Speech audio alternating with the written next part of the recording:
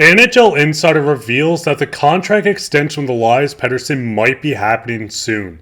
They also reveal a trade that was offered for him, and Jonathan Lekkeriamki continues to impress. I'll get into all this later on in this episode. Before I start, I just want to say to thousands of you watching that aren't subscribed, make sure to go down and hit that subscribe button. We'll be here all season long giving you updates from all around the Canucks. But with that, let's hop straight into the first topic today, which is Pettersson nearing an extension. So there was reports that came out from Frank Schiavelli, that was just yesterday, saying sources say Canucks have made significant progress with superstar Elias Pettersson, working what is believed an 8-year contract extension. Not done, but the big development and the new deal could be finalized within days. And then you kind of head on, and Elliotte Friedman dropped an entire article on this as well.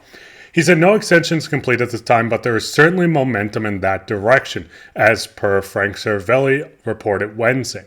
Should it be completed, it will allow the Canucks to have a very clear picture of their cap future heading into next week's trade deadline. He continues on to say the Canucks ultimately decided in favor of attempting at extending Pettersson, and he, facing the possibility, could move him.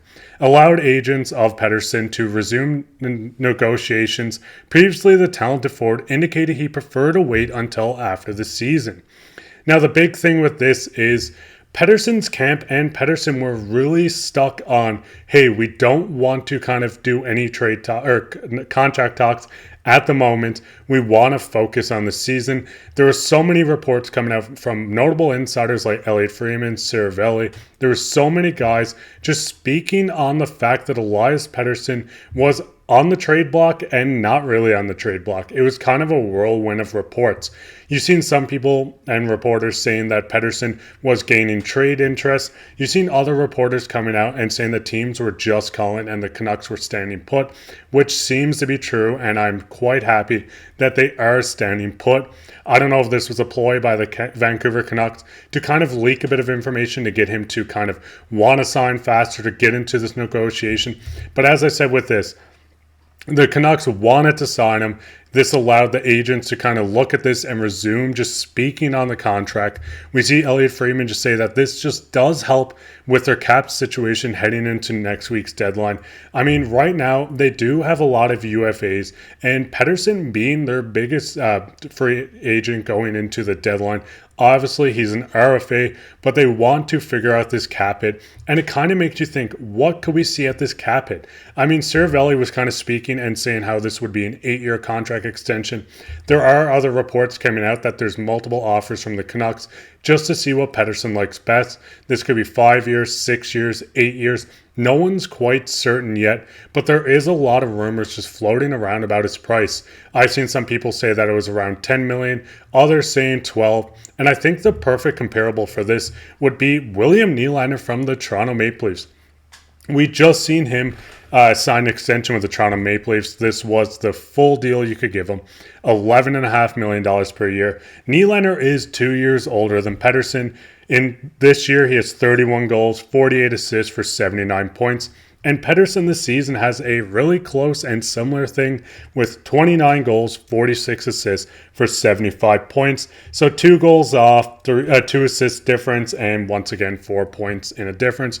But with Pettersson being just 2 years younger, I could definitely see him maybe going for the 6-year deal, 7-year deal, kind of get him into his mid to early 30s, just so he has another contract ready to sign when he becomes a UFA. He can get his last big deal before he goes into the final contract and before retirement. So what's your guys' thoughts on this? Do you think that Pettersson is going to make 12.5, 13 million? How long do you want him to sign? Would you rather this be a 3 or 4 year deal? Just kind of evaluate him, maybe move him out. And talking about moving him, there's a lot of reports coming out that there was a team that offered a trade on Pettersson. Now, per Elliotte Friedman in his article, he said according to multiple sources, the Vancouver Canucks and Carolina Hurricanes had discussions about Elias Pettersson that advanced to the stage where both the Canucks and the player needed a serious decision about where their relationship was headed. He continues on, Dave Pagnotta continues on, I believe names like Martin Necas and Kotkaniemi were discussed for Carolina's end. This first occurred over a week ago, prior to my initial contract offer report last week. So, like I said, there were teams calling. Obviously, the Canucks weren't ready to move him, but they needed to have this discussion with Pettersson. They wanted to figure out, like I said, they wanted to figure out how long he was going to be signed. This could be an 8-year extension. And they wanted to figure out and just have a clearer picture of their future cap situation heading into the deadline.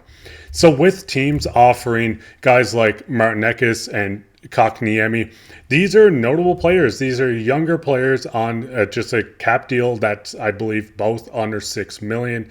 The big thing with these guys, they have term.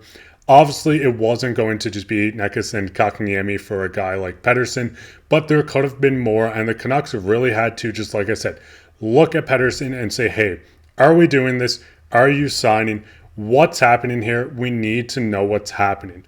So what's your thoughts on this as well? Do you think the Canucks maybe could trade him in the offseason if he really isn't happy? Which I do want to say, I do think he's happy. He wants to stay. They've obviously resumed contract talk. Apparently they're coming very close to a contract. This might happen today as soon as I release it. Tomorrow, just before deadline, Pettersson will sign. He will be a Canuck for them, just a clear future. And I think he wants to be here. I don't want any negativity. I don't want anyone to think I'm spreading negativity. Pettersson is a Canuck. Pettersson will stay as a Canuck. And I'm quite happy that he will be here. So what's your guys' thoughts? Do you think they should maybe make a move? What's your thoughts on a return if they did? Like I said before, I said maybe a Matthew Tkachuk return could be what people are looking at. But the third thing I wanted to talk about in this video is Lekkerimaki scores goal of the year. Now, I do want to say I can't get the clip. I wish I could. But Jonathan Lekkeriamki with Oro this year is first in goals, first in points, second in even strength points, first, which is tied with power play points. This guy has been an absolute stud in the SHL. And when you do look, he's fourth in goals, game-winning goals. He's second with 7. And he leads all U24 skaters in goals and points. Just 2 goals shy of Vancouver legend Daniel Sundin and 5 off Elias Pettersson for the most by any U20 skater in SHL history. Now, if you haven't seen his goal, like I said, I wish I could just kind of show you guys. Search up Jonathan Lekkeriamki goal. This guy scored probably the best Michigan you will ever see in your life. He does it from so deep behind the net. Absolute just bar down. It was incredible. And there's a quote from him where he says, "It was just a test. Glad it went in." Jonathan Lekkeriamki in his post-game interview, it sure did, Jonathan. It sure did.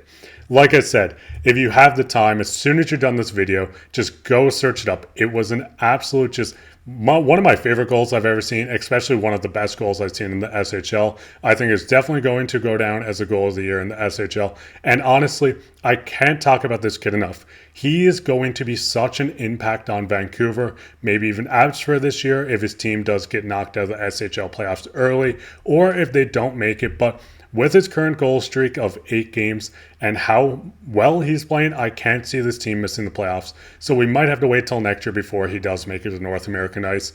But what's your thoughts on Lekkerimaki? Do you hope he makes Abbotsford next year? Do you hope he comes over for the playoff run this year? Or do you hope he makes the Vancouver Canucks right out of the gates after training camp? That'd be it for this episode of Canucks Digest. If you enjoyed, like I said, make sure to go down, leave a like, leave a comment, leave a subscribe if you're enjoying the channel. And with that, take care.